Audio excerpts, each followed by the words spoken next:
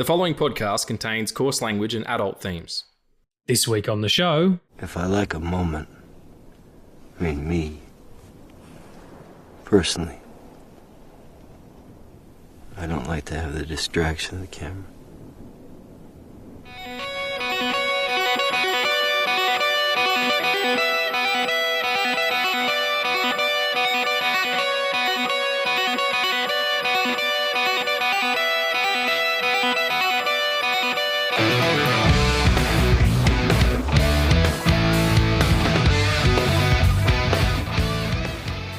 Hey friends, and welcome back to the Film Addicts podcast. I'm here with my favourite, once was stuffy office person, but now is jet setter trying to find a photograph. Addy, what's going on? What's up? What's up? We're talking Mitty. It's Mitty. Episode 2 of Season 5. Let's fucking go. Let's go, bitch. It's on. It's 91 in sequence, but yes, episode 2 of Season 5. Welcome back. We're talking about The Secret Life of Walter Mitty, like I mentioned. And that quote that you just heard from the beginning is my favourite scene of the whole film and my favourite moment. And proof positive as to why Sean Penn is absolutely worthy of an Academy Award for all his performances, even if he doesn't turn up for them. Especially if he doesn't turn up for them. That dude's nearly 60 or 70. Do you believe that shit? What the fuck, man? He's made it a sinew. Okay, anyway. Secret Life of Walter Mitty, excellent film. I'm really excited about it. Remake of a Danny Kaye film from the 1940s, actually, which I haven't seen, but is available on Amazon Prime, so that might be getting a little bit of a watch. Yeah, it's such an excellent film. Everybody I know who watches it likes it, but it didn't seem to do well, or it didn't seem to have the kind of cultural significance that it should have had at the time. Like, it's over 10 years old at this point. It came in 2013, is that right? Mm-hmm. Yeah, and it was like Kristen Wiig doing drama, really. Like, and Ben Stiller kind of doing drama. Like, there's definitely some Ben Stillerness in this, you know, the character work and the makeup, particularly at the beginning, you know. But I think it's definitely much more of a dramatic piece than it is a comedy. But before we get into all of that and the Mitty of it, the secrets and all, the deepest secrets, what's going on? What are you doing, kid? Hold on, I'm just getting a call. I'm going to call you, though. They're calling me. There's ground control to Major Regan. Commencing countdown. Engines on.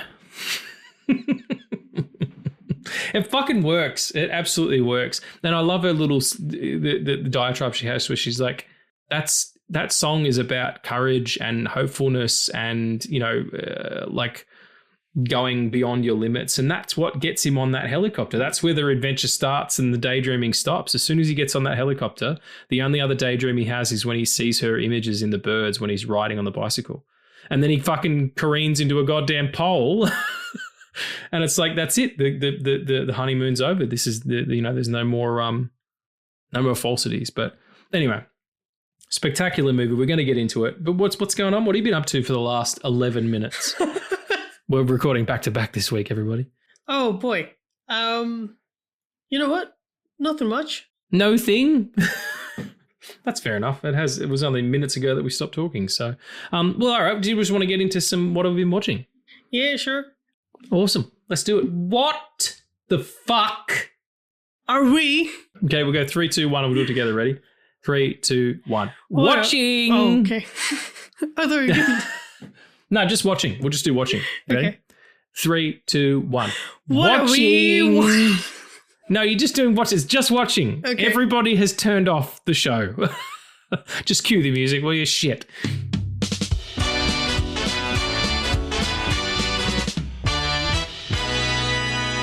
Silliness all around. I'm going first this time because I forgot to mention something last time and it was a fucking banger, mate. It was a banger.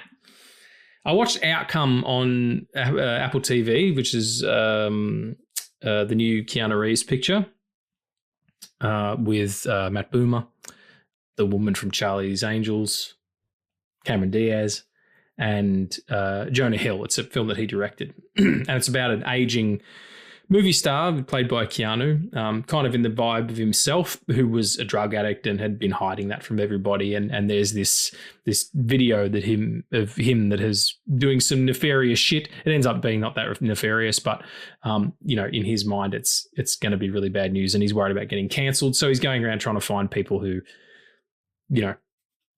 may have had something to do with it.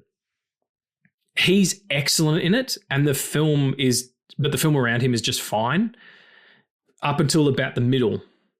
And then you actually see the real character behind Jonah Hill's lawyer character. He becomes a human being. Something very particular happens, and all of a sudden he becomes a human being. And the back half of the movie is really good. So I do recommend it. Just be aware that it's also quite sort of fanciful. There's a lot of, it feels like a bit of a dream, but to its benefit as well. It's worth your time. And Marty Scorsese doing just some fantastic acting work as like an aging agent. Really? Yeah, he's really great in it. Yeah, he's awesome. I love that he's become an actor now. I love that so much. I mean, he was in one of his first movies, Taxi Driver. He's in that film. He's the guy in the back of the taxi who's like, see that window up there? The guy's up there. It's fucking my wife. This guy's fucking my wife up there. Like, yeah. Anyway, pretty good. But what is excellent is Thrash. Okay, let me tell you about Thrash. Thrash is a movie that's on Netflix, and it's a shark picture.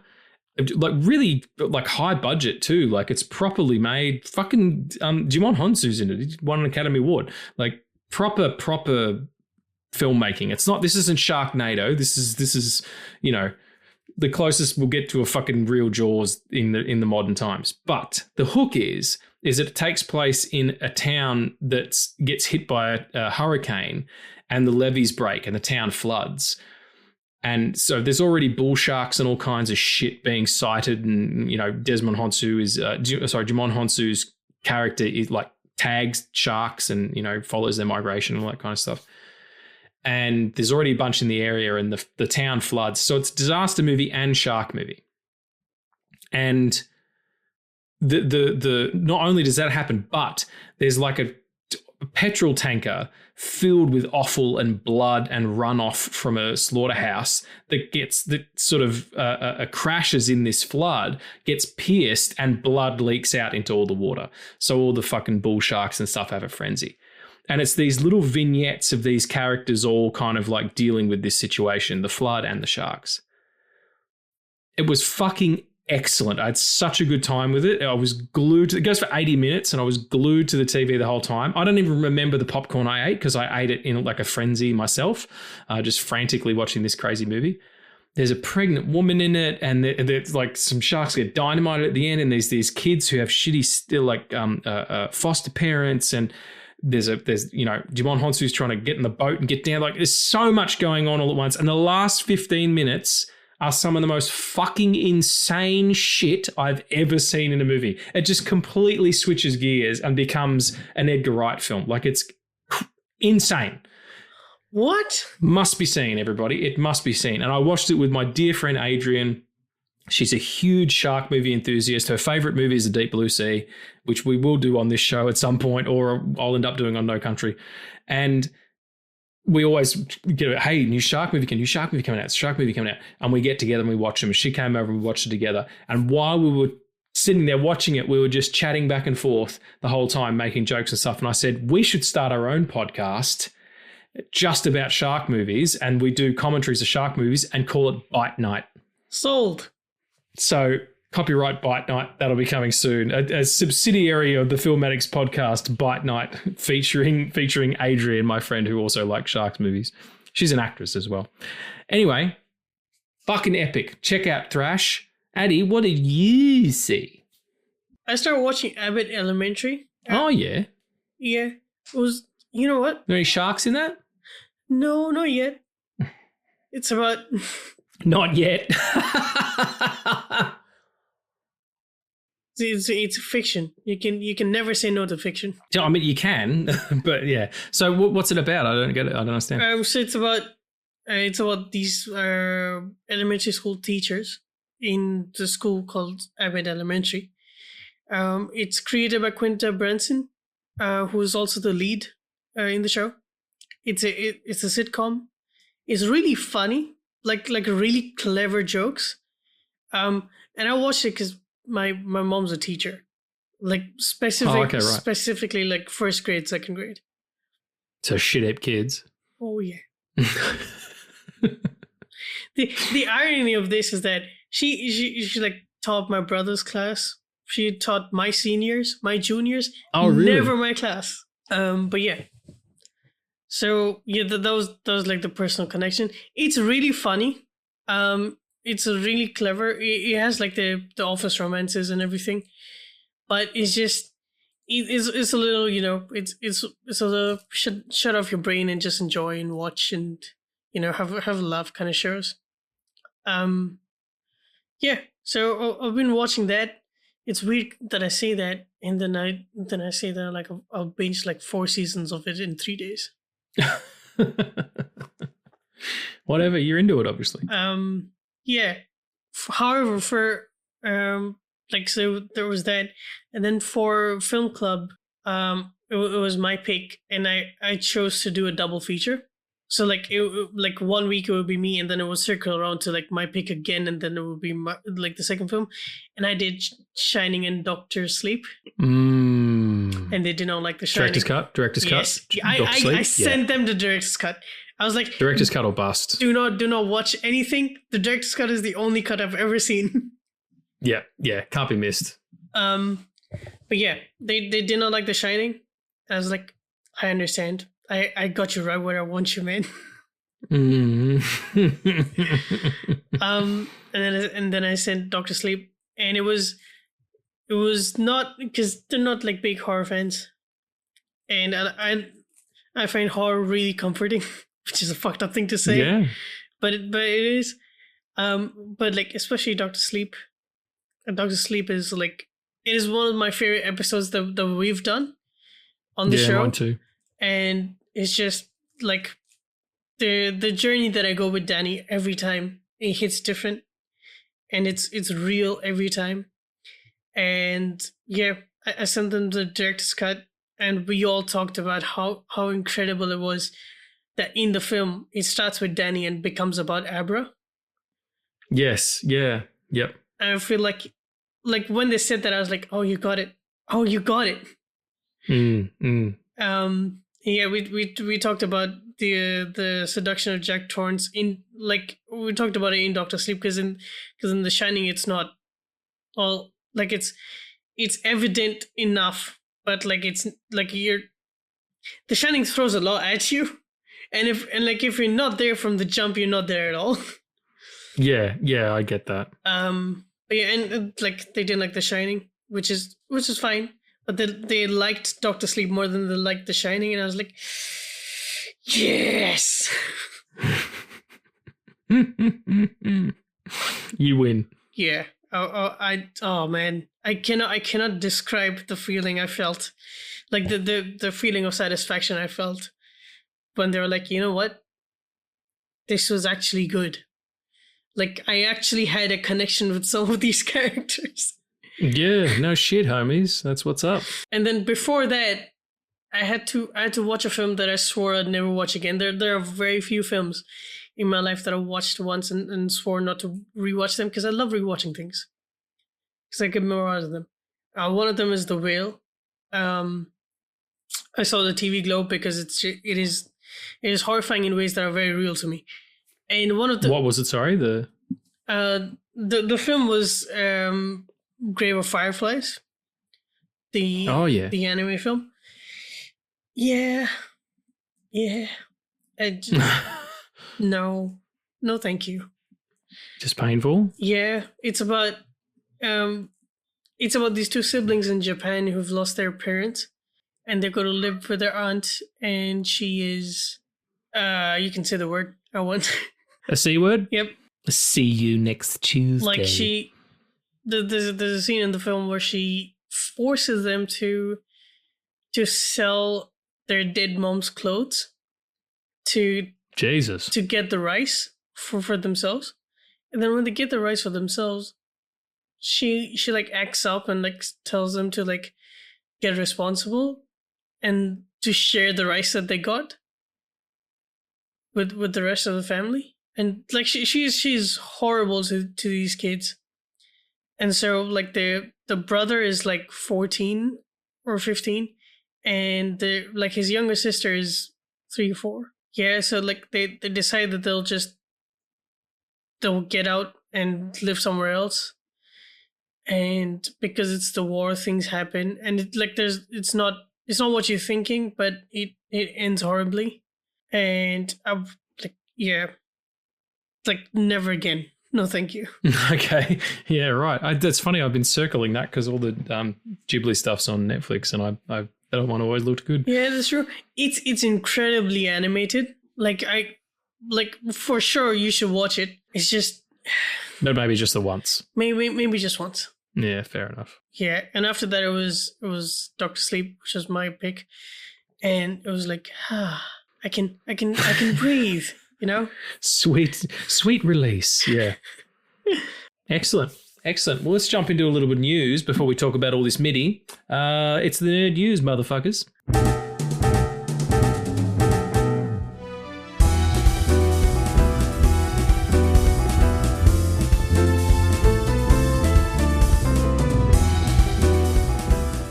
Here we are with the nerd news in concert with our episode previous. Season 5 opener, hail. It was just a lot of hail. It was a lot of rain that turned into ice. No. The original cut of Project Hail Mary was 3 hours and 45 minutes long. Holy shit. That is fucking crazy, right? Peter Jackson would be proud. That's like they cut it down by over an hour. But yeah, on the Happy, Sad, Confused podcast, directors Phil Lord and Chris Miller revealed the original cut of Project Hail Mary was 3 hours and 45 minutes long. The major note was, get it way shorter. That's pretty funny. I'll take it. I will fucking have it. I don't know what it is, but if there's more Rocky and fucking Grace stuff, I'm in for it. I want that. Like if there's an extended release, some sort. Do it. Absolutely do it. People love that shit. You know, it's getting a longer theatrical release too because I think it's doing well, but even better than they were expecting. Did you know that they're making? You know, finally we're talking about a Ben Stiller movie. I didn't even track that. Did you know that they're making another like Meet the Fockers movie or Meet the Parents movie or whatever it is? Yeah, Focker-in-Law. I saw that. Focker-in-Law with Ariana Grande. There's like a trailer and shit. It comes out in November. Like, what the fuck? Who's making secret Ariana Grande movies all of a sudden? That's great because she's fucking hysterical. Like, she's so funny and wicked. So I'm very, very happy about that. But wow, it's called Focker-in-Law. And I guess Ben Stiller's son is now grown up and is getting engaged to someone, and that someone is Ariana Grande, and she's fucking nuts apparently. And Robert De Niro's in it as well. Obviously needed to put a new deck on his house or something like that. Yeah, I think that's the 4th one of those films, isn't it? I have no idea, man. There's Meet the Parents, Meet the Fockers, and then there's one called Little Fockers, which is about the kids, and now there's Focker-in-Law. Like, what are we talking about with the Focker movies? It just really took me by surprise. But I'll see it. Sure, why not? And finally, the one that's got me, I'm so excited. Mel Brooks came out. Homie's 99 years of age. Come out, put a video out and said Spaceballs sequel that is coming out next year, which stars Ron Perlman and Bill Pullman and his son as well, who played Sentry in New Avengers, or Thunderbolts or whatever you want to call it. And he's bringing back the entirety of the cast, including Rick Moranis coming out of retirement to play Dark Helmet again. Holy shit. And Mel Brooks will be playing Yogurt. The new Spaceballs movie, it won't be called Spaceballs 2: The Search for More Money. because that was the title of they suggested as a joke in Spaceballs 1, which came out in like 1982 or something. It's actually called Spaceballs, the new one. I fucking love that. That's so great because it works on a lot of different levels in that it's the perfect Spaceballs joke because it's a gag about Star Wars, and it's also a perfect joke about when you go to buy a ticket. Can I get one ticket to Spaceballs, the new one? Like, because there's two. Like, it's bliss, and I can't wait for that movie to come out. I'm so excited. Have you seen Spaceballs? I have not, but I've seen like how like the things that they're gonna do with that film. It's gonna be spectacular. I can't fucking wait. And what else we know is absolutely spectacular, and we already know it, is The Secret Life of Walter Mitty from 2013, directed by Ben Stiller, and also starring Ben Stiller. This, I don't know. I feel like this movie, maybe it didn't penetrate when it came out. Or it just didn't, don't laugh at the word penetrate. You know what I fucking will mean. I don't mean dicks in fannies or other places for that matter. Any kind of penetration, really. Fingers, bananas, dildos. Oh. God damn it, Addy. God damn it. What are we talking about again? Fucking Ben Stiller. Right. I feel like this movie has had kind of a resurgence amongst younger people. Like, I feel like they found it and been like, oh, holy shit, I don't want to work my entire life in a soulless corporate job where everyone around me is a piece of shit. I want to, skateboard through fucking Norway or Iceland or Greenland or whatever and like hike on a mountain and, have adventures and things like that. It's I think it's a very youthful film. Do you know what I mean? I mean, I'll be honest. I found this while watching season 2 of Severance because I wanted to get into more Ben Stiller because Severance season 2 took fucking 3 years to make. Because they had to shoot it during COVID, didn't they? Well, some of it. The first season came out after COVID, but it came out like immediately before the strikes happened. Ah, yeah, of course.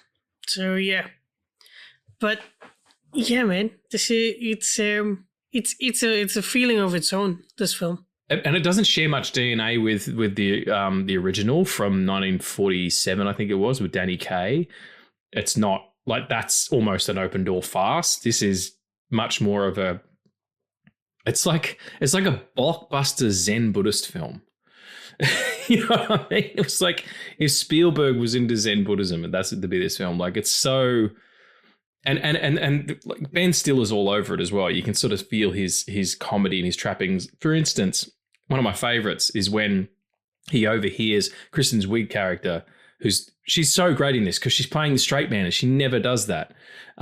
Really, really excellent. She's overhearing the conversation she's having with her workmate and she's making up what happened. She's like, oh, my Latin lover recited poetry to me and all that kind of stuff. And then he imagines the wall breaking down behind her and he becomes a Latin. He's doing the accent and all that kind of stuff. Like it's and then the huge, knockdown, drag out fight that he has while standing in the fucking, I always got to call him Ben because that's his name from Parks and Rec. Adam Scott in the lift where they get into a fight about I can't take you seriously with the little rubber man, like that scene. And it becomes this huge fucking. It reminded me of Hancock, the Will Smith film, like that big, Destructo-rama kind of thing. And those big moments are very him. And it's outside of that, it's quite a small film, like in terms of the way that it's constructed. So yeah, but it's got that. It's a broad emotional canvas that they're going on, This is how my mind works, like currently. And it is hard to talk to people. It's hard to talk to people that I don't usually talk to. The daydreaming and just the zoning out is very real. And sometimes it's okay. Sometimes it's really bad because you miss a lot of things that are happening around you. Yeah, like cars on the freeway. It's always a bummer. No, I understand that. And I feel like a lot of our lives are kind of that way because we're always wanting the next thing. Like, what is it? What's the next thing? What's the thing that will bring me the ultimate happiness? And I think the real thesis of this film is it's negative 25. So the still that Sean sends him is it Sean? Yeah. In the film, it's Sean O'Connell. Yes, right. Yeah, sorry. And the actor is Sean Penn. Sean Penn. Yes, that's why I'm getting it confused. Oscar-winning Sean Penn. Oscar winner Sean. Well, 2-time Oscar winner Sean Penn because he won for Mystic River as well. Fucking fully deserved. That movie is unbelievably good. Anyway, we're not talking about that. We're talking about this. But he sends him that one negative and he keeps it out of the role. And then when he goes to find him on the mountain, which is my favorite scene, he says, "You're sitting on it." He goes, "It's in the wallet." Like you had it with you the whole time. That's what I'm saying, everybody. Like whatever it is that you want, it's not external. You're not going to get it by getting the next thing or the promotion or the job or even happiness, like external happiness that something happens to you. It's all going to be inside. You've always got it in there and you just have to kind of crack that open and figure it out. And I feel like this movie does that in a really subtle way. It's not hanging a hat on its humanity. It's just presenting an interesting visual feast of a movie while being really, really deep. And I think Ben Stiller does that so well. If you look at the history of his work, I'm thinking about Reality Bites or like Cable Guy is a much deeper movie than you think it is. And it's a much better than movie than you think it is as well. Like it is about the toxified environment that kids grow up in. Even then, with TV and all that kind of stuff and how it can kind of warp your perceptions. And I think he's playing on a really broad canvas, and you can see it. Like this was almost a beta test for Severance, just in terms of its style. Maybe. Just the way that I don't mean like the content, I just mean the way that he uses the camera and the way that he uses framing. Like it's really, everything's very deliberate. And you can watch videos on this and stuff. So this isn't news to anybody, but the frames are very symmetrical and almost to the Fibonacci sort of scale of what's beautiful. But Walter's always he's always framed in the wrong fourth, in the wrong quarter of the thing, in the wrong quadrant rather. And it's until you get to the part where as soon as he jumps onto that, like I said before, as soon as he jumps onto that helicopter, the fucking all of the daydreams stop, apart from seeing the birds, seeing her face in the birds stop, and it all becomes reality. And that's when they start framing him correctly. It's really, really, they did a lot of work to make it, but without being super obvious about it. Like you would only know that if you have watched it more than twice, of which I have. You can kind of see his work progressing to the point where he's done Severance, which is something that's, really significant in his artistic career. Yeah. And like just talking about Severance for a bit, but like no spoilers or anything, but Severance is like it immediately is a lot deeper. Like the first shot of the show is the main character crying in a parking lot alone before he starts work. Mm. And the whole allegory is about pregnancy, but they have not even gotten to like the main part of it. What? Yeah. Really? Yeah. Okay, I haven't followed it enough to know.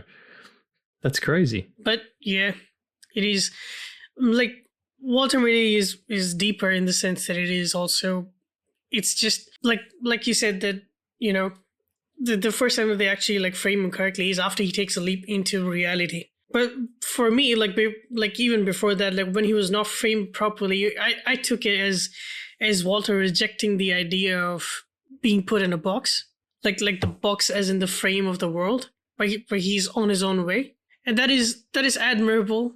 But it's also like it's just not how it works. Like he has to take that leap and then become the story that he's dreaming about. And I love that the characters around him, half of them are trying to stop that happen. constantly, whether it's his sister or played by the fantastic Catherine Hahn, who is like one of my hugest crushes of all time. She's just such a pimp, especially in this where she's like, it's Rizzo, you know, Rizzo, she's tough and tender. Like that's such a good way of describing that character. You know, or the piano or the checkbook, you know, like little things. The Adam Scott's character and the kind of the corporate douchery that like I've met guys like that. I worked in corporate before and it was a fucking nightmare. And there's dudes like that, you know. It's people who are more interested in where their suit comes from than they are where their humanity comes from. And I'm not saying that those people don't have value, that they can't learn lessons and become better people, but there's a lot of fucking, you know, assholes like that in the corporate environment. And the constant sort of pushing back against his actual will. And he's clearly very good at the job as well. He's very good at what he does. He says it at one point. He's like, hey, you know, over 1 million negatives have come through and I haven't lost one. And you know, he says, you know, put it on a plaque and mail it. You put it up at your next job.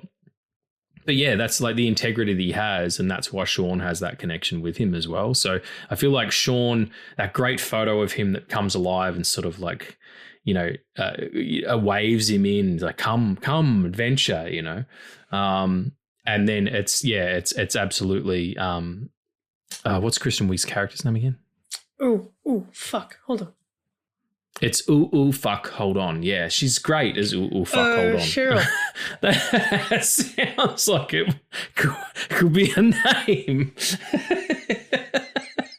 You know, there's like Yahya Abdul Mateen II. Yes, ooh fuck hold on. The third. Did you see Yahya is going to be like, I know him. Yahya, Mr. Abdul Mateen II. They're doing a TV adaptation of Man on Fire, the John Creasy book, which the Denzel Washington and Tony Scott made a film of in the early 2000s. Saw the trailer for it. Fucking looks banging. Looks fucking banging. Fucking that guy's kicking everybody's ass and taking some names. No, he's not even taking the names. He's just like, what's your name? And before they say it, he punches them in the dick and throat. Like, not at the same time, one punch and then another punch. It's like, oh, cock punch and then, oh, throat punch. And then that person is having a really bad day. It would be cool if it was just one punch like that. That's a Street Fighter move. I don't know, cock and a throat punch. It's just fucking, and they end up in a wall. Like, that's great. Her name is Cheryl Milhoff. Really Cheryl, that's right. Yeah, it's such a fucking strange name. Just Cheryl. It's like, you don't think of Cheryl as being like, I don't know, very different people are called Cheryl in my country. They're usually sort of, you know, bogany type people.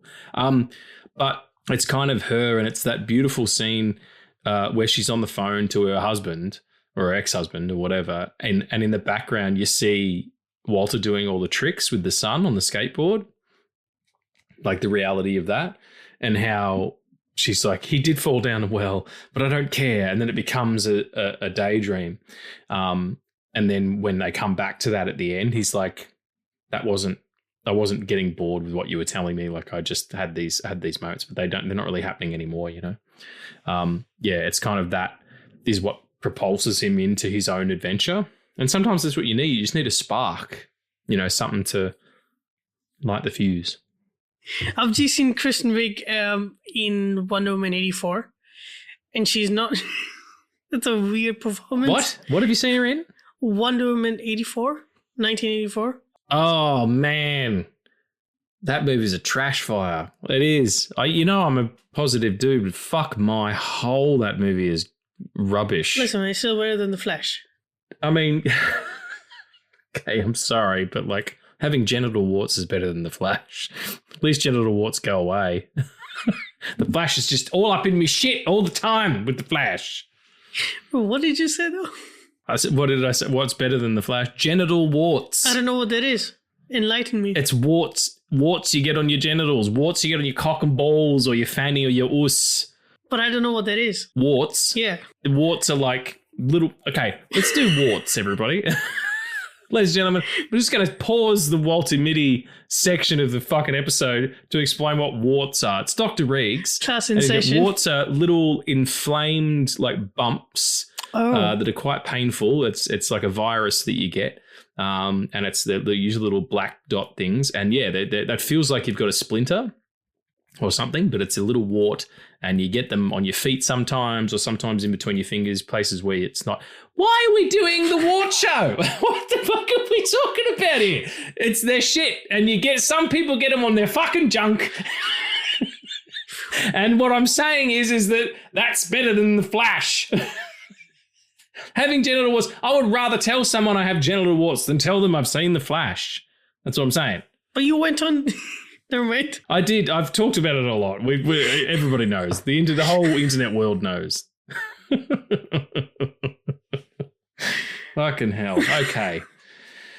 Back to Walter Mitty. Yes. Enough with warts, genital or otherwise. I think probably the thing that I like most about it is the hopefulness of it. Mm-hmm. You know, that the adventurous spirit is alive in all of us. And all it takes is a moment to engage, and it doesn't have to be that either. It doesn't have to be the seeking of adventure or the wanting to break out of your very small world. It could be something really fucking simple, like something totally small. I want to change my behavior. I want to change something about my life that is not aligned with my highest and best good. You know, it could be fucking drinking less. It could be eating more healthily. It could be being in nature more often. It could be spending more time with your fucking kids or your pets or your partner or whatever. Like, it can be getting off social media. It can be any of these things that are ultimately going to enrich your experience as a human being, you know, to bring love in and force hate out in a lot of ways.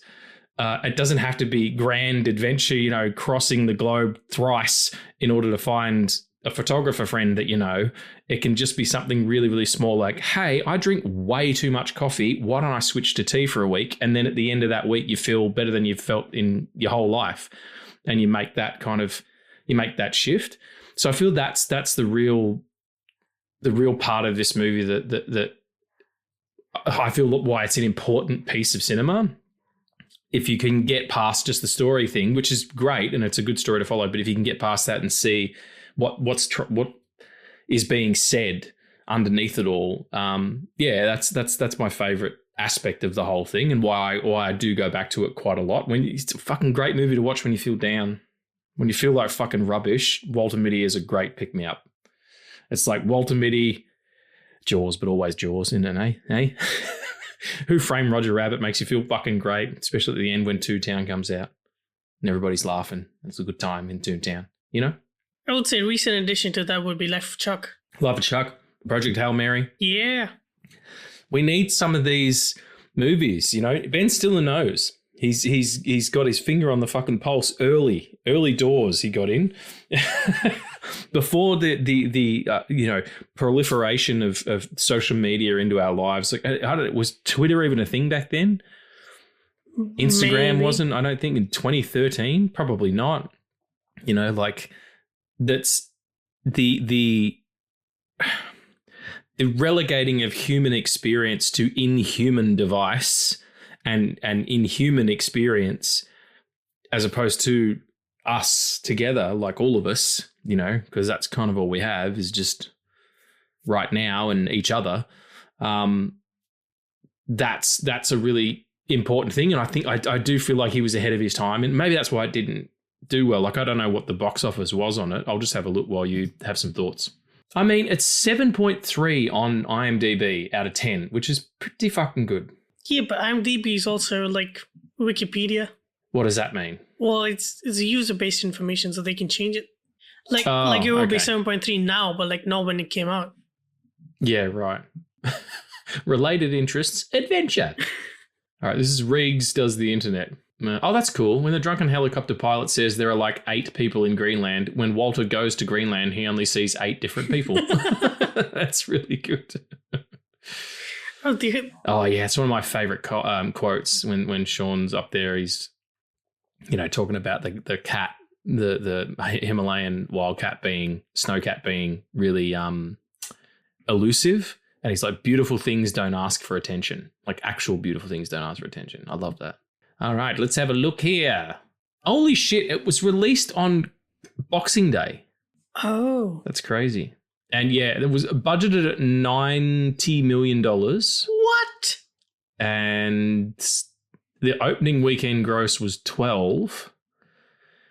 And the US and Canadian gross in total was only $58 million. So it didn't even make its budget back in the US. Worldwide gross, it doubled its budget. So I guess that's by those days still. Like if that was a movie now, everyone would get ritually sacrificed and murdered for whoever was involved with it. You know what I mean? But now, but then maybe that was okay. I don't know. $90 million. I mean, it's a pretty big movie. A lot of fucking stuff happens. They're real locations. They actually go. Yeah. I think they doubled Iceland for Greenland, and you know, there's a lot of CG going on, and it's a good old time. But I legitimately just got distracted by Kristen Wiig's IMDb picture. It's fucking gorgeous.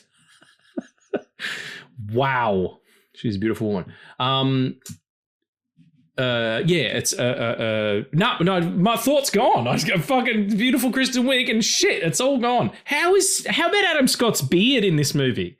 That's fake, isn't it? It is so fake. It is distracting. I know, it's ridiculous. He looks like a Lego piece. He does. And it's gone. You know what I mean? Like, that's wild. It's a clip-on beard, but it clips on the top of your head.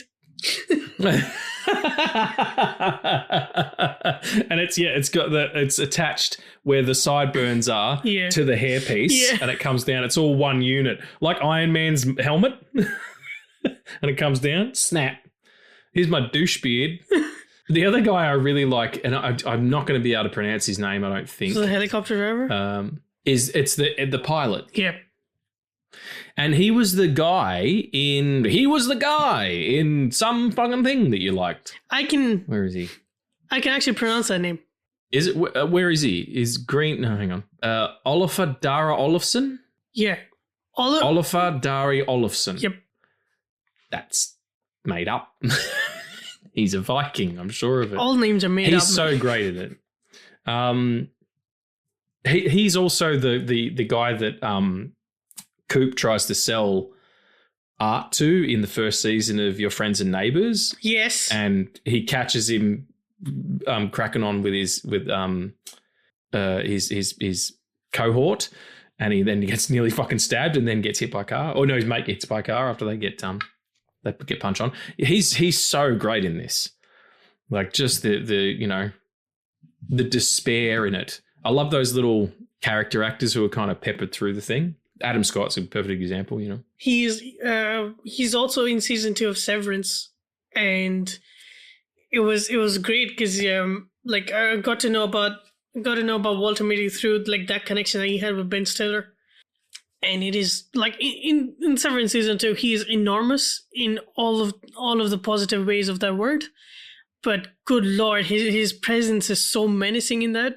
And to watch him in this was so like, it was an out of body experience because I did not expect him to be this positive and this open about his feelings. Yeah. He's quite a soft gentleman in a really positive way. Just gonna move that back a bit.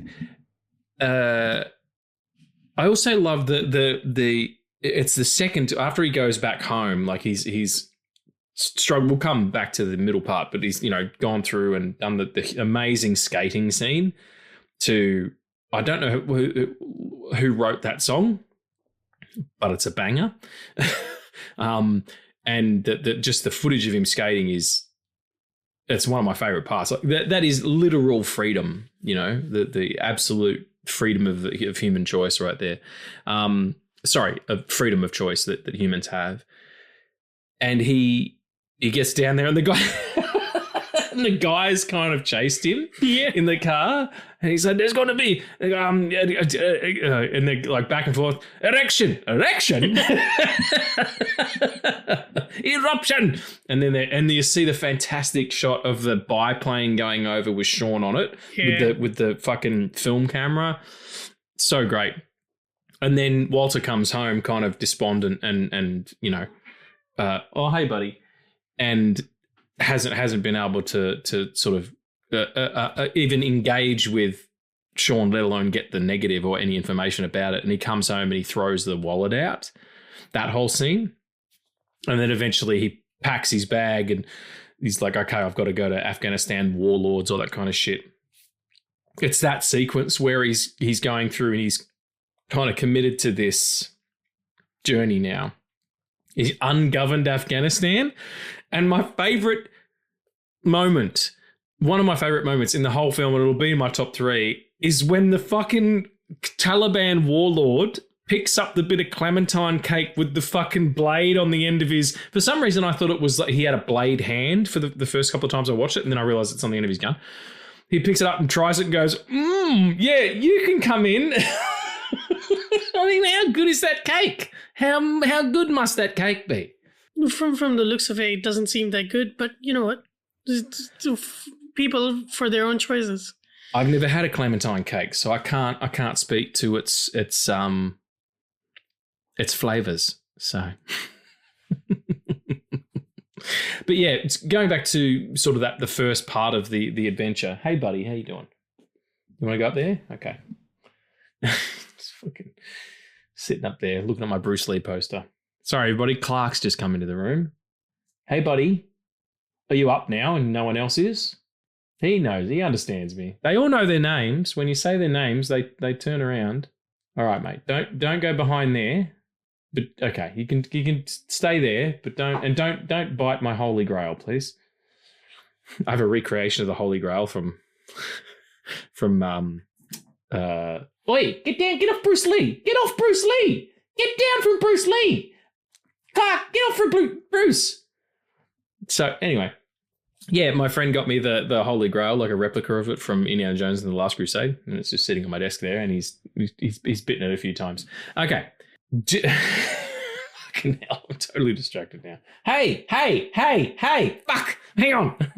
Apart from that cat interlude, the kind of the outset of the adventure, you know, kind of like the call to action, if it was a traditional sort of hero story screenplay, to get him to these places and to get him to those, you know, particular scenarios, like how the shark's real. I love it how the shark is the way he's like, that actually fucking happened. Like, it's just, there's no denying it now. He's in the thick of it, you know? I'm gonna jump a bit ahead of it. I love how this film talks about one of the most important lessons of photography while not being about photography at all until the end of it, which is the importance of taking a picture and not. Taking a picture or not. Or not. Sorry. Photography, like, okay, I'm going to go on a rant. Well, photography, I love it. In the modern world, which is constantly taking photographs of every single second of their lives. When you're at a concert, you see all the phones go up. I'm like, the fucking resolution on the actual concert is amazing. You should fucking check it out. It's high def. It's right there for you. Yeah. Anyway, sorry. Yeah. No. Okay. So the photography is an art form. We live in a world where, unfortunately, that art form that is older than film is dying and has been dying for quite a while. And it's not because it's not only because people take pictures, you know, on their phone. It's not just about the accessibility of it. It is about the importance of photography, which is being in the moment and then deciding to capture it or not.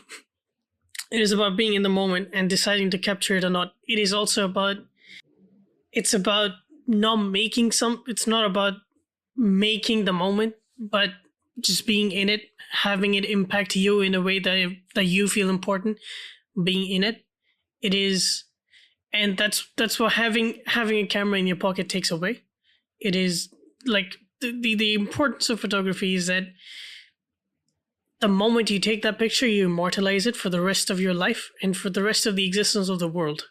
And if you're doing that every second, it's not that important. Yeah, that's very, very true. I found myself overdoing it when I was overseas. Take a photo of everything. And now like after a while, I kind of clued into the fact that I don't need to do that. But now sometimes when I have memories of being there, it's the memory of the photo I took, which is super frustrating. So I totally understand what you're saying. And it's not to say that some people haven't taken amazing photographs with their phone, because these cameras are pretty great, but nothing compares to the specificity and the dedication and the patience that you need to have to get that shot. And that scene with Sean on the mountain is a perfect example of that. So I completely understand. I didn't realize that photography, I suppose I don't think about it, but photography is kind of dying as an art form. Well, yeah, it's it's the sad thing about it is that we'll never really know when it's completely gone. But there are inklings where like it has been dying ever since like smartphones, right? And ever since smartphones. And it's like I said, like it's not about taking a picture or not. It's about being in the moment. Like that's the importance of photography. Like some of the most important photos of our lifetime are like in state of protest and in state of war, because they're important. And if you if the importance of it dies, then there's no value to it. Like it's like the saying that like if everything is special, then nothing is. Yeah, absolutely. That's a really interesting thing to take from this movie. Yeah, I'd never even thought about it in terms of the craft of photography. Like I saw it as allegorical for life, but it's also just about photography as well. Paul Clarkey's at the door now, just meowing his fucking head off. I know, mate. I won't be long, all right? It's not a full episode. You don't listen to them anyway. and then far off in the distance. Okay.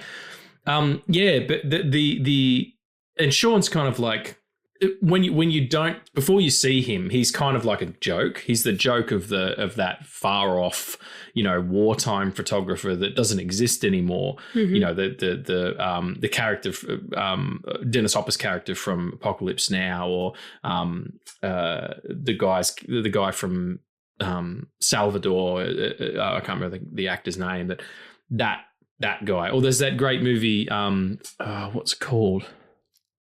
I want to say the Bang Club, but that sounds sexy, doesn't it? That might not want to be the Bang Club. Hang on 1 second. Anyway, it was a movie about wartime photographers, or fucking Civil War, the movie that came out recently, and she was still shooting on film. Remember, she's like developing it while they're sitting there talking with each other. I think people kind of take it for granted because it is so easy now. I remember Alexandra talking about it, who's our photographer at work, and she's like, people are just like, oh, I can just do it on my phone. And she's like, you don't understand lighting, composition, fucking, exposure, shutter speeds, all that kind of stuff, long exposure, short exposure, like well enough. And you can add all that stuff in like after. Yeah. You absolutely can do that, but it will never, ever feel as authentic. I don't feel anyway. I'm not a photographer, so I'm a cinematographer. They are very different disciplines in a lot of ways. So I wouldn't purport to know, but yeah, I feel like there's something lost in the truth of it. Yeah. If you do too much in post, would you feel that way? Yeah, it's also like I'm taking a very elitist stand on this, and I'm not very much on that side at all on any given circumstance. But like when you take a picture on your phone and you call yourself a photographer, that's fine, right? But you don't know jack shit about photography if you up the saturation and lower the shadows. You don't know how to shoot manually. My guy, you will take 60 minutes to understand how to perfectly balance the picture so that it's not dark and it's not bright. Or too dark or too bright. Walter Mitty has changed the way that I take pictures, man. Aw, that's a beautiful thing to take away from it. Yeah, well, there you go, everybody. Like, take that one with you for photographers out there. And if you do take photographs on your iPhone and you really love doing it and all that kind of stuff, and you fancy yourself photographer, awesome. Just maybe do it with some old kit as well. I see kids running around with those old Instamatic motherfuckers from the 90s and stuff. when I'm at gigs and things like that shooting, you see these people walking around. Oh, there's one guy, there's a kid on the peninsula who like shoots on 16 millimeter, like film. But it's cool. I feel like you can learn a lot from doing that, you know. But back to the Walter Mitty's. Yeah, I think probably the thing that got me more this time was that the composition and the structure of it and how it kind of allows the visual storytelling to kind of take over in parts in a really significant way, which is why they would have had to have shot it on actual locations and stuff. In terms of like his journey, did you feel it like at any time it was kind of he should have just stayed overseas the whole time? Yeah. Yeah, there's that bit when he comes home, I just feel like there's that little bit where it's like, it's the flow's broken, you know? Yeah. Yeah, it could have been like the revelation could have been elsewhere. And I know like his mum has to, played by Shirley MacLaine, has to, because he goes home and he throws the wallet that Sean sends him that's got the life motto on it and throws it in the bin and she has to save it. But there's another story element to get him to that place, and leaving the skateboard for the kid, he could mail that, you know, because he sees a video of them together with the dad or whatever, you know. Yeah, it does break the flow, but that's kind of like the only real, you know, thing that and it's only stood out to me this time. Having watched it before and like going back to it, the break in the flow is really jarring because like you go from like him being trapped to him being free, and then him being free, but in the environment that he used to be trapped in, and it's just it's a lot of mismatching. But it's intentional in that way, I guess. Yeah, I think so. I think that there's an understanding of where Walter needs to be narratively and how to get him there. It's all pretty seamless. It's just that little hiccup maybe isn't anything to do with is more to do with structure of the film than it is about his journey, which is maybe why the two things kind of clash a little bit. But yeah, I fucking love it. It's always a really joyful rewatch.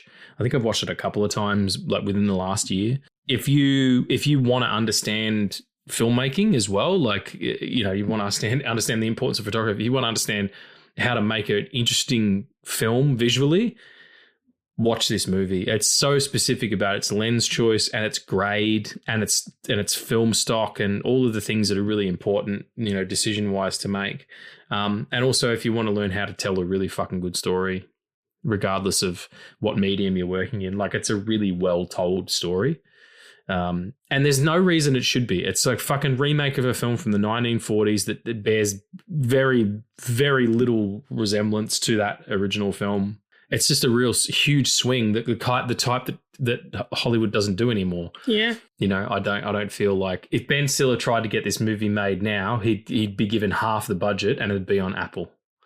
And no one would fucking know it existed. That's kind of exactly what it would be. And it would be like outside shot or like exterior shots would be shot on sound stages and all those volume things where they've got the big wall or whatever. Like, and I understand that, you know, it's more cost effective and, you know, the industries have to move forward and things like that. But, you know, it just seems like the technology is taking, like I said before, the humanity out of stuff a little bit. And it doesn't feel like this feels like it was made by human hands.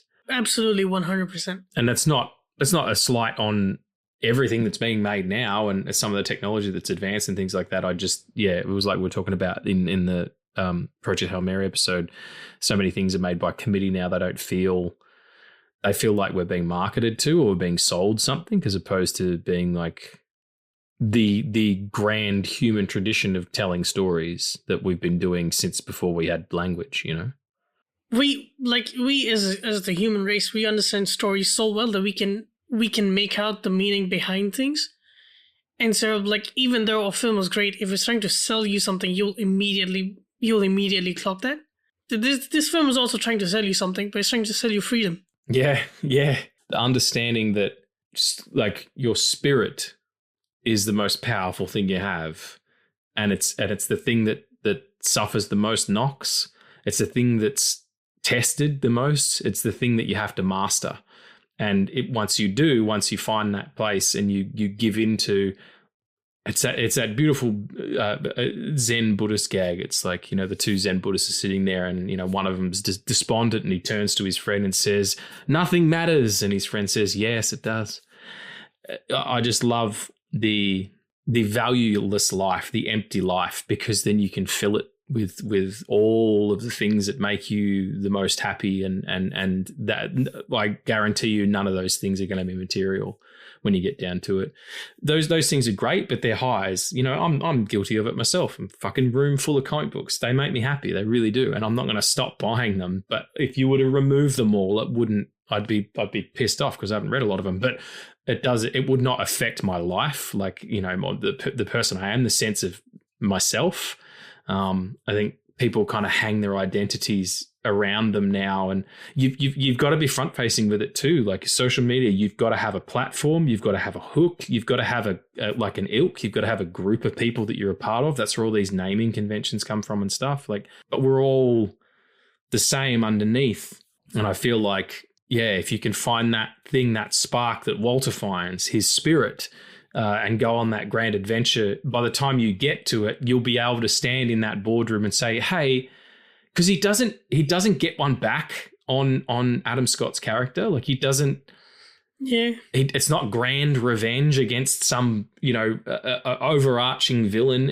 He's just a bully, and he just says to him, like, you should understand that people worked really hard to make this place what it was. And if you're going to come in and take a place over, you should know its motto. And also, while you're doing it, you don't have to be such a huge dick.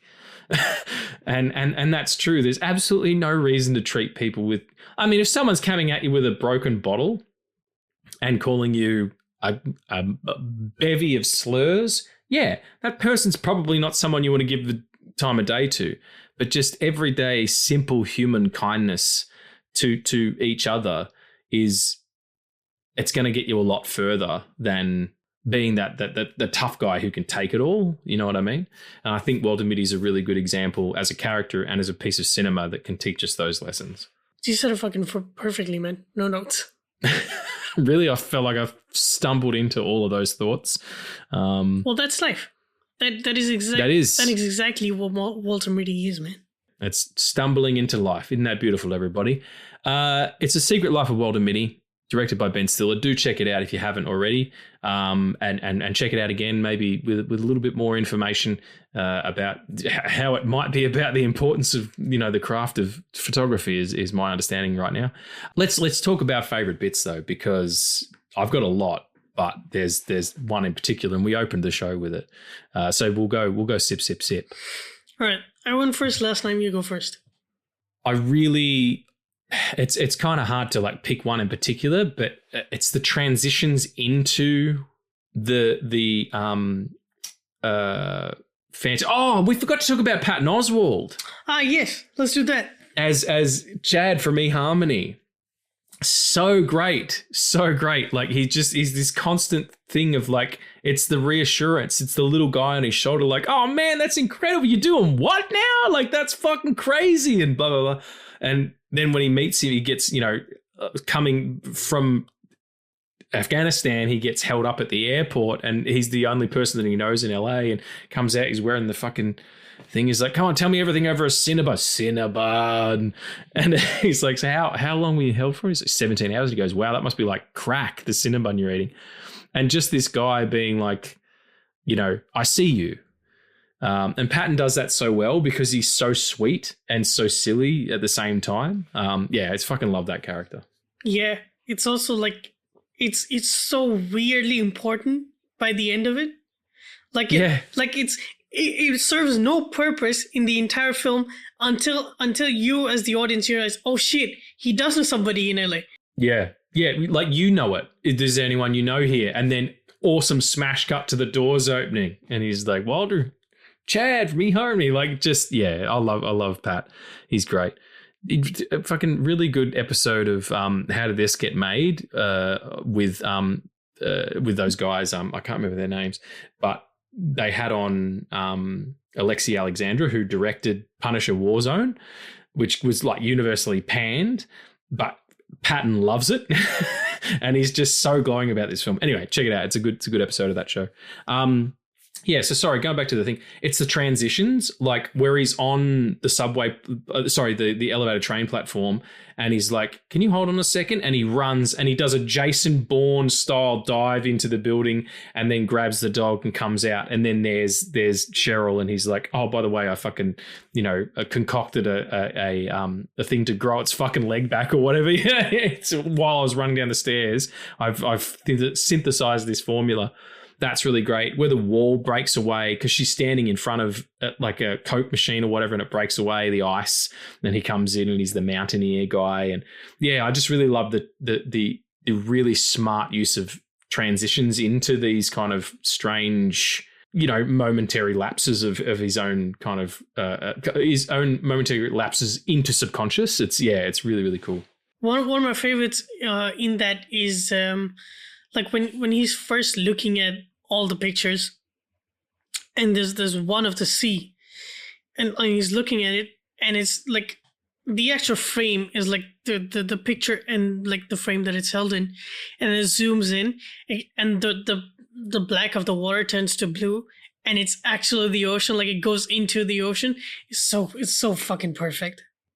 Yeah, they're really well thought out.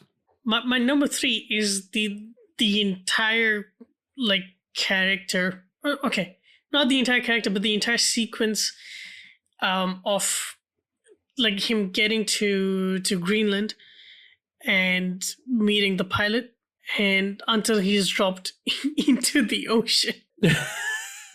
He's like, jump into the boat, and he jumps into the fucking. He doesn't jump into the dinghy. He tries to jump into the actual boat. He's like, I meant the dinghy. And I also love that it like that like comes back to like, can't you just radio him? He jumped into the ocean without radio parts, yes?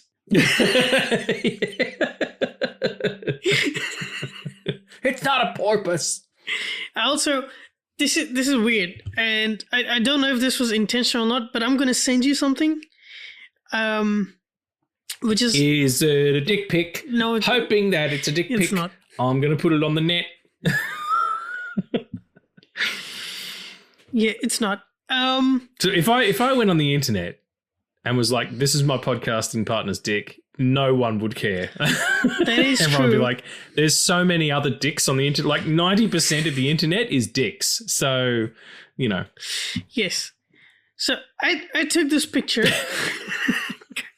Yes, Regan. Fuck. Season 5, mate. Like, I'm getting tired of you, he says. Okay, sorry. Nobody's getting tired of that, man. That is why we do what we do. Yeah. Well, people are still listening, I hope. I'm not really sure. I sent you a picture on WhatsApp. It is the scene of him in the boat. And if you look closely, there's somebody behind him. Okay, I don't have my phone on me. It's in the other room. I can go and get it, though. Right. No, I can just show it to you, hopefully. Yes. Yeah. Right. So, I don't know if this is real or not. Story-wise, this does not make sense. The extra behind Ben Stiller while he's in the boat, who's lying down behind him, out of focus, looks like Sean Penn. It does, now that you've held it up, yeah. It is so... Like, I saw that when I watched it the first time, and I was like, but he's right there, though. Like, they're all talking about this, like they just met him, but he's right there. So, yeah. I don't know what that is. Eating a clementine cake. Yeah. Also, that's the clementine cake that Sean brings to the boat. Yes, yeah. Which implies that not only does he know that Walter likes clementine cake, it also indicates that he's celebrating his birthday with his shipmates. Oh, that's beautiful. And I never thought. See, there's so much going on in this movie that's fucking layers upon layers. It should be called Sara Lee. It's an ice cream cake joke, everybody. I did not know what that was. I'm sorry. Yeah, it's a very Australian thing. The Sara Lee, a chocolate ice cream cake. It's got like layers and upon layers upon layers. That sounds... It's fucking great because in between each layer is a crispy chocolate. Oh. Why did I say that like fucking Bill Cosby? Inside the cake is a crispy chocolate. You know I love the chocolate. Bill Cosby of all people. Even when it's pudding. Sorry, okay. No, I don't think I've done him on this show before. Fucking how about that? 91 episodes. I've never done it. Yeah. Like with that revelation in mind, it makes a lot of sense that -25 is Walter. Yes, yeah. I do. We didn't mention that either. That's like the reveal that it's him. Looking at negatives, sitting outside the life building is it's amazing. It is, and like the fact that he doesn't even look at the picture, like the entire film, right? Like obviously he doesn't know that was in the wallet, but then once he has it, he doesn't even look at it. He says, "What was it?" He's in the lift with his mate, and he's like, "Oh, I didn't even look," because it's illusory. It doesn't make any difference to his journey. It wasn't about that ever. So, and then when he's walking down the street and they see it, and she's like, and then they keep walking, and he's like, "You're not going to get one?" And he's like, "I'll probably come back and get a bunch later." So I didn't think it'd be cool to do it now. And then she just reaches out and they hold hands. Fucking awesome. Yeah. It's the skating sequence from the moment that he starts looking for rocks and wrapping them to his hands, and then he goes with them, and then the song starts and he's just going down, doing that fantastic thing that those speed skaters do where they lean forward and put their entire, like they make themselves aerodynamic. Fucking, it's just such a joyful minute or two, and probably the most iconic scene in the film, I would say. It's also like that is his like road to freedom kind of, and it's also like it's not something new that he does. It's something that he taps back into that was in his past that gives him freedom to lunge forward. Yes, I fucking love that so much. Yeah, that it's his youth that allows him to recapture his youth. Yeah, and not in a sort of midlife crisis kind of way, but just like I was this once. Yeah. You saw my number 2, man. So that is also my number 2. Well, there you go. My number 1 is Sean's speech when they're taking, and the snow leopard comes into shot and he shows Walter after they've met on the. He's a lot where he walks up. He's like, "Hey, buddy, can you keep it down?" It's like, "Fuck, it's me, Walter Mitty." And he's like, "What are you doing here?" Like, it's just this incredible, like, what the fuck? And they're taking the photo and Sean Penn sits and he's in front of the lens, and then you see his face and he's almost looking directly into the camera, like the eye line's just slightly off. So he's looking at the creature, and Walter's like, "When are you going to take it?" And he's like, "Sometimes I don't. If I like a moment, like me personally, I don't like the distraction of the camera. Just want to be in it, right here." And you see the tears, like taking a moment to appreciate that you're alive is really, really important, because as far as you fucking know, you only get one go around on this motherfucker, and it goes really fast, and it's really loud, and there's a lot of colors and shapes thrown at you all the time. But if you can just slow down for a second and appreciate something that you're doing, whether it's really tasting the food that's in your mouth, or really listening to the silence when you're in nature, or really looking into someone's eyes when they talk, like have a moment that is real and that is absolutely right this very second. That's what it's all about. That's the whole thing about life, is it should be a series of those moments. And we're so busy we don't do it. We're so busy trying to, live our lives and achieve and move forward. But also then there's fear and there's doubt and there's shame and there's all these other kind of things. Oh, fuck all that stuff. Like, if you can just take a moment once a day and just appreciate something specific, something, then I feel like you'll become a more peaceful person the way that Sean is. And then he just gives up. He's like, "That looks like fun. I'm going to go and join in." It's like, we need to talk about the negative. We're going to be odd numbered if you don't join as well. And then there's the great sequence of them just playing fucking, soccer with the Afghanis. It's beautiful. It's a perfect cinema moment. And Sean Penn is just hands down one of the best actors who's ever lived. Yeah. Yeah. Everything you said. All of that good stuff. Yeah. What's your number 1 moment? I gotta follow that. Fuck me. I do pontificate. I hope it's not boring for everybody. Things just have meaning if you want them to. Yes. That's how it always should be. Yeah, I would hope anyway. But also, you can just watch it and enjoy a good adventure story. That's totally fine too. So what your favorite part? Erection. It's just the way he says it. He nearly breaks too. Like you can see, maybe there's a few takes before that he's cracked up because it's just he says it in the guy's accent. Yeah. This is gonna sound weird, but I will say when Cheryl's talking about how Space Oddity is like the song is about courage, and like this film is solely responsible for introducing me to David Bowie, and my life has been amazing. My life has been better because of it. And the fact that like not only Space Oddity, but Starman are both about lonely people being courageous enough to like enhance the entire world that they've left behind is kind of like the moral of this film. Like he is trying to get -25 to finish a job that he doesn't have because he just has to do it, and that is a decision that he made of his own will, and that's the beauty of it. It's not the picture; it's the journey. Yes. Ah, yes. All right, it's not going to get better than that, everybody. We need to finish. Secret Life of Walter Mitty, everyone. Do check it out. Thank you so much for listening. We do appreciate you. Season 5 up in here. So take off all your clothes. If you want to. If you want to, that's right. If you don't want to, leave them on. That's good too. Eat a banana, however you like it. We really do appreciate you listening, as always. I just want to do a quick shout out as well. We don't have any questions this week, but I don't know if it was on this show or my other show, No Country for Old Films, that I did with Tommy, where I mentioned that I was working on a screenplay about a boxer, and I'd finished it. And our dear friend Juan from the Till the End of the Line podcast sent me a private message and said, "That's really cool. I'd love to read it. I love boxing movies."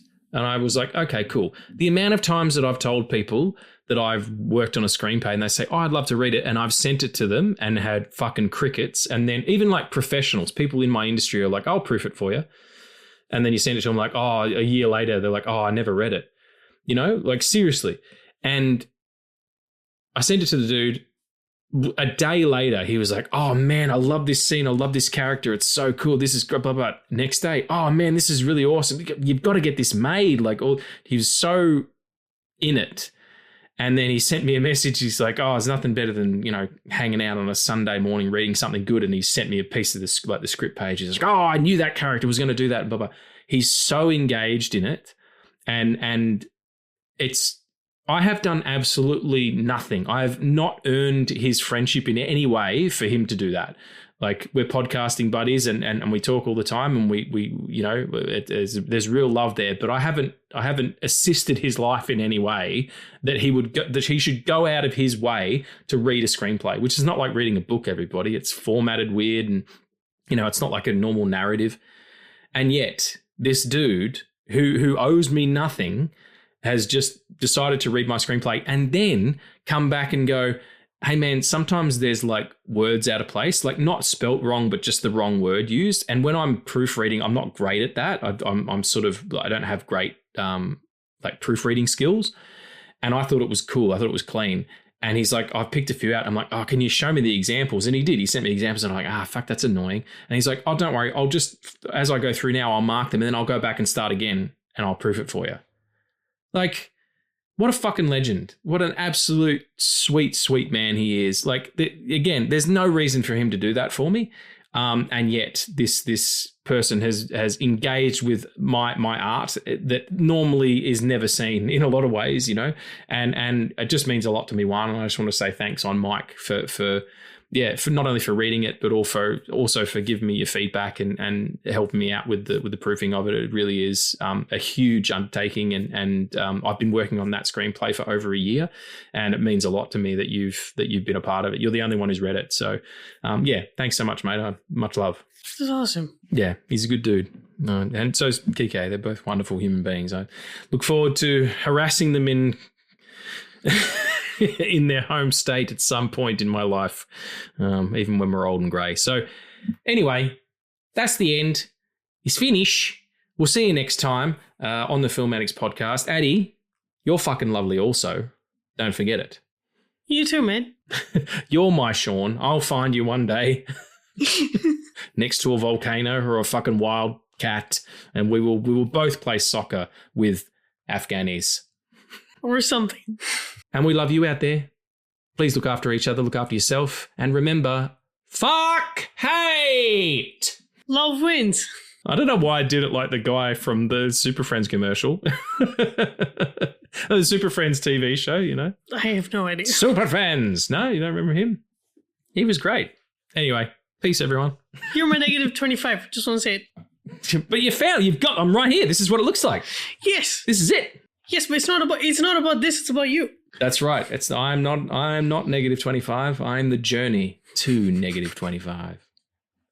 See y'all. Yeah, right there.